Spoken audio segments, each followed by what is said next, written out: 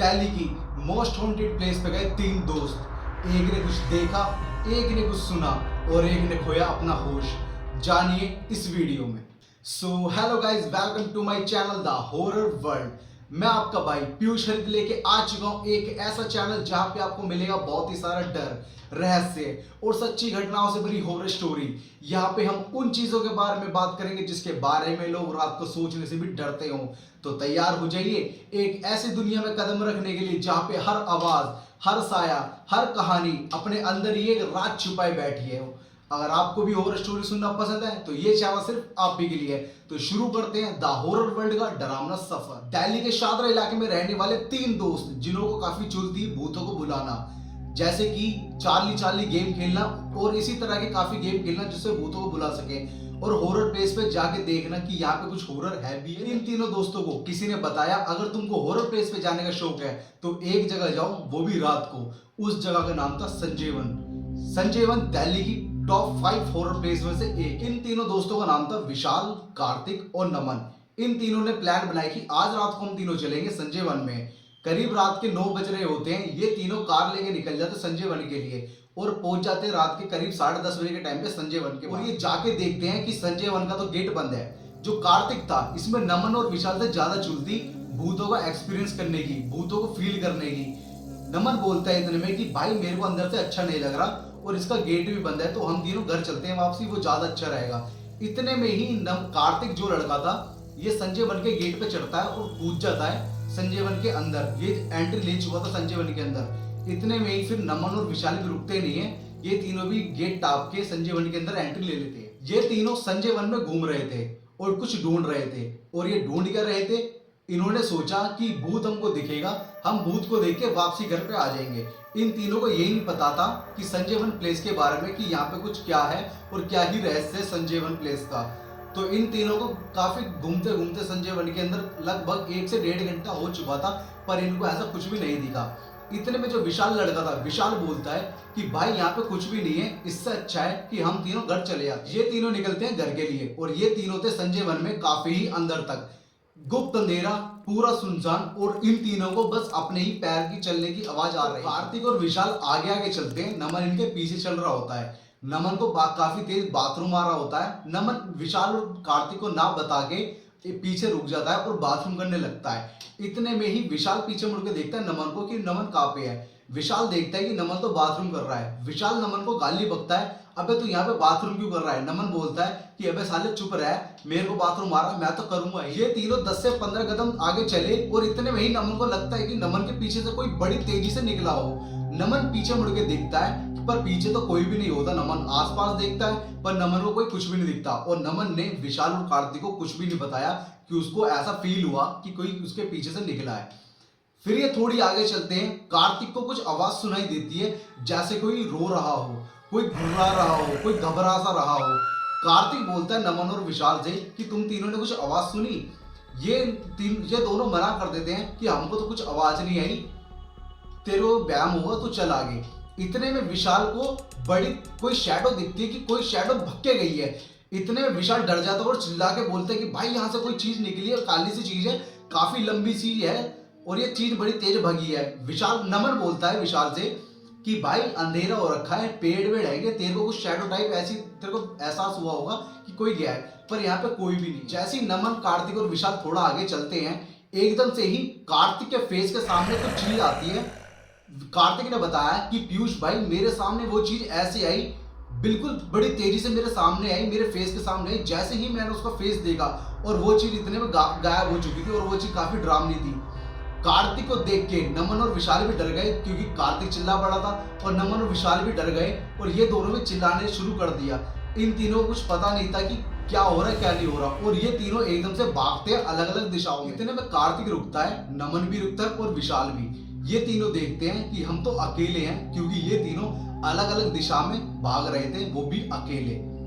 अगर आपको ये वीडियो अच्छी लग रही हो तो इस वीडियो को लाइक कर देना और प्लीज इस चैनल को पहले सब्सक्राइब कर देना, जिससे ऐसे ही आने वाली हर वीडियो आप तक जरूर पहुंच जाए। तो इतने में ये तीनों अलग अलग हो जाते हैं और रास्ता ढूंढ रहे होते संजय वन से बाहर जाने का, पर ये तीनों संजय वन में भटक चुके थे, वो भी गुप्त अंधेरे में।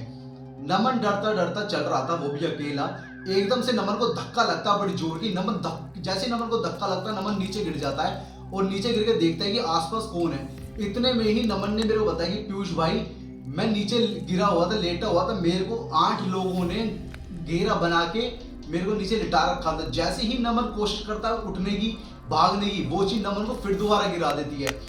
जैसे ही नमन ने मेरे को बताया कि पीयूष भाई, वो चीज इतनी लंबी थी, इतनी खतरनाक थी, और वो चीज रो रही थी, चिल्ला रही थी, गुर्रा रही थी, और मेरे को मारने की कोशिश कर रहे थे।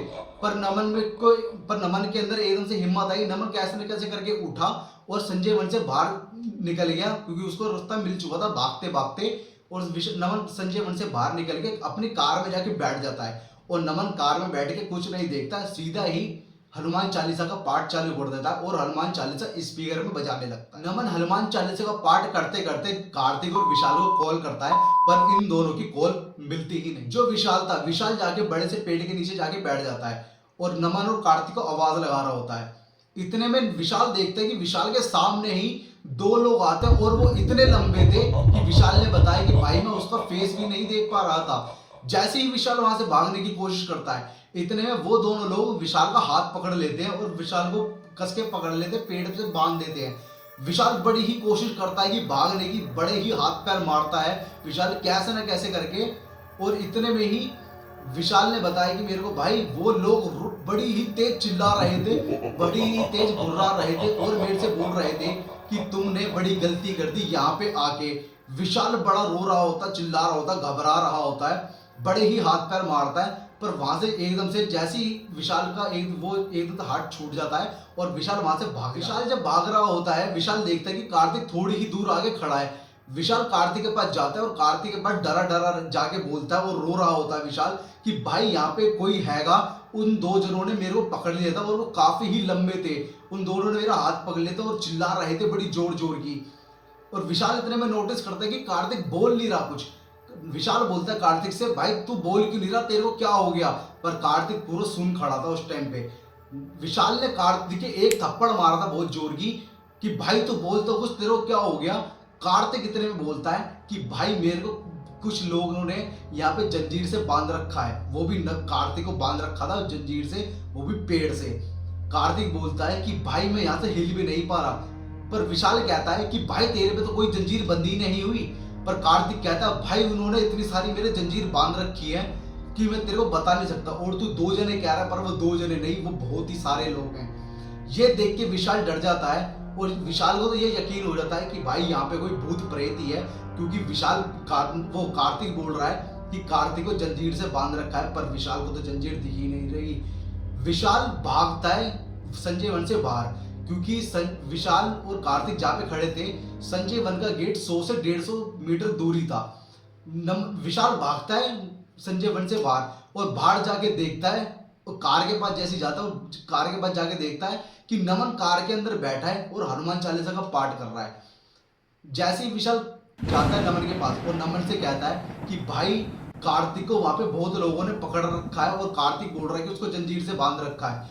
नमन कुछ नहीं सोचता और विशाल भी कुछ नहीं सोचते, क्योंकि ये तीनों काफी जिगरी दोस्त हैं, जिससे कि वो कार्तिक को अकेला नहीं छोड़ सकता। नमन और विशाल संजय वन के जैसे बाहर जाते हैं, और नमन जैसे ही गेट पे चढ़ रहा होता है, नमन देखता है कि वहां पे बहुत ही सारे लोग खड़े हैं, काला से सारा खड़ा, वो भी काफी लंबे चौड़े। और नमन ये देख के डर जाता है, और वो लोग चिल्ला के बोलते हैं तू यहाँ से चला जा, और हम तेरे दोस्त को तो आज जान से मार देंगे। नमन कुछ नहीं सोचता और सीधा कूद जाता है संजय वन के अंदर, और जाके हनुमान चालीसा का पाठ करता है। और हनुमान चालीसा का पाठ करते करते 100-150 मीटर दूर तक भागता है, और कार्तिक को एकदम से झटका देके हिलाता है। पर कार्तिक तो हिल भी नहीं रहा होता, क्योंकि कार्तिक पूरी तरह से फंसा हुआ था वहां पे जंजीर में। नमन बोलता है कार्तिक से, तू हिल क्यों नहीं रहा। कार्तिक बोलता है कि भाई मेरे को जंजीर से बांध रखा है। नमन कहता है कि भाई तेरे को कुछ किसी ने भी जंजीर से नहीं बांध रखा, पर तू यहाँ से जल्दी से चल। कार्तिक बोलता है भाई मेरे को दिख रही है वो जंजीरें, लाल लाल जंजीरें हैं, उसमें से आग सी निकल रही है, तू कुछ भी कर, बस मेरे को यहाँ से निकाल के बचा ले भाई। नमन इतने में कोशिश करता है निकालने की कार्तिक को, पर कार्तिक हिलता भी नहीं है। और नमन देखता है कि 15-20 शैडो आसपास घूम रही हैं और बड़ी तेजी से मूव कर रही हैं। नमन बड़ी तेजी से पंचमुखी हनुमान जी का नाम लेता है और कार्तिक को अपने कंधे पे उठा के वहां से भागने लगता है। और नमन देखता है कि वो चीजें इन दोनों के पीछे भग रही हैं। नमन बड़ी ही तेज भागता है, पंचमुखी हनुमान जी का नाम लेता लेता जपता जपता भागता है और कार्तिक को एकदम से गेट के बाहर फेंक देता है और खुद भी गेट से कूद के निकलता है। और जैसे ही ये कूद जाते हैं, नमन और विशाल कार्तिक को उठाते हैं और कार के अंदर बैठते हैं। जैसे ही नमन कार स्टार्ट करके भगता है, एकदम से ही संजय वन का गेट बड़ी ही जोर से खुलता है और आवाज आती है, अगर तुम आज के बाद यहाँ पे आ गए तो तुम तीनों को हम जान से मार देंगे। तो इतने में ही ये तीनों वहां से गायब हो जाते हैं, पहुंच जाते हैं। तो नमन और विशाल डिसाइड करते हैं कि आज रात हम कार्तिक के घर पे रुकते हैं। कार्तिक बैठा हुआ था और गुमसुम होकर बैठा था, कुछ भी हाँ उनका जवाब नहीं दे रहा था। नमन पूछता है कार्तिक से कि भाई तेरे को क्या हो गया, तो बोल क्यों नहीं रहा। कार्तिक बोलता है इतने में कि वो चीज अभी हमारे घर के बाहर खड़ी है। और ये चीज सुन के नमन और विशाल पूरी तरह से डर जाते हैं। विशाल जाके कार्तिक के मम्मी पापा को बुलाता है और बोलता है कि अंकल आंटी हम ऐसे ऐसे गए थे, कार्तिक के को कुछ दिख रहा है, कार्तिक को ऐसा लग रहा है कि कुछ चीज करके बाहर खड़ी है।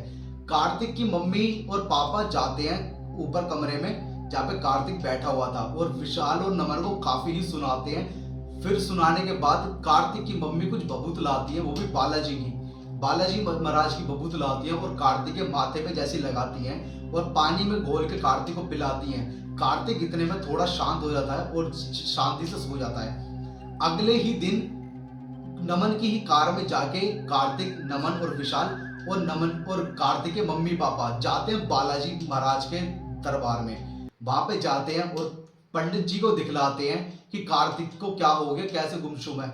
इतने में ही वो पंडित जी कहते हैं ये तीनों कल रात को कहीं ऐसी जगह गए थे जहाँ पे इन तीनों को कभी भी जाना नहीं चाहिए था, पर कोई बात नहीं, वो चीज अभी तो इसके लड़के के साथ आ गई है, मैं उसको अपनी उसी की जगह पे छोड़ देता हूँ। तो कुछ काफी थोड़ी सी पूजा करने के बाद वो पुजारी जी ने उस चीज को कार्तिक से उतार दिया और वो चीज को वापसी ही वहीं पे भेज दिया, या तो उन्होंने वही बालाजी मंदिर में कैद कर लिया, क्योंकि ये चीज तो अभी हमको भी कंफर्म हुई नहीं, ना ही उन्होंने बताया। तो ये सारे के सारे कार्तिक के घर पे आ जाते हैं। फिर नमन भी अपने घर पे चला रहा था, विशाल भी अपने घर पे चला रहा था। ये स्टोरी है नमन, विशाल और कार्तिक की। ये तीनों मेरे बचपन के दोस्त हैं और ये हम चारों 3 4 या 5 साल के थे, हम चारों जब से दोस्त हैं। मेरे पास एक ऐसी भी स्टोरी है जो इससे भी काफी डरावनी है और उस स्टोरी में मैं भी हूं और हम चारों हैं, मतलब विशाल, कार्तिक, मैं और नमन, हम चारों। आप सभी को ये स्टोरी पसंद आई हो तो इस वीडियो को लाइक कर दीजिए और ज्यादा से ज्यादा शेयर कर दीजिए और कमेंट जरूर करना अगर आप भी अगली स्टोरी को सुनना चाहते हैं जिस स्टोरी में मैं हूं। और इस चैनल को प्लीज सब्सक्राइब कर देना जिससे आने वाली हर वीडियो आप तक जरूर पहुंचे। तब तक के लिए जय श्री राम।